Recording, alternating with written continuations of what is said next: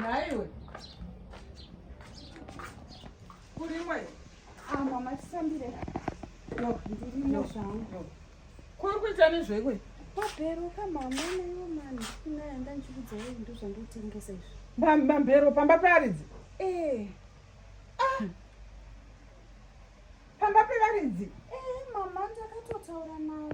Kuti ndakumbirawo kuti ndinge ndichitengesa.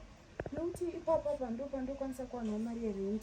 Saka ndikashambadzawo vanhu vakauya vakazviziva vakanditiwo vanozvida vouyawo votenga pano vamwe vanondifonera ndoita wekuendesera.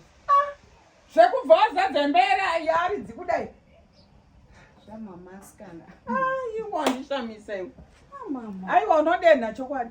Kana mama ndikasatodai mari yacho ndinoiwana. Aiwa unodenha mwanangu. Unoziva kuti chii? Munhu chaenda kugarisana nevamwe zvakanaka. Hauiti pamba paunoRoja zvinhu zvakadai. Ivo varidzi vemba ndozvavane ndo basa ravo. Aiwa. Saka vanoshanda asi ndakatotaurawo navo ndikavakumbira. Unoziva kuti kumwe kudherera hakuite. Aiwa kumwe kudherera mwanangu hakunyatsoita. Aiwa ayo. Iwo ita semunhu akarayirwa. Ungatadze kungoita semunhu akarayirwawo kuti mabhizinesi anoitirwa outside there. Papa mama nandozotyana zvaitaka ndochitsvagawo kana chitebhuru mutauni kana shopu. Wakadi kubva wangohodha uchinonangisa kutebhuru kutauni zvinhu zvese zvakawanda kudai. Mama mari yanga isati yava pasi ndakati sinzi ndawana mari yekumbohodha handiti.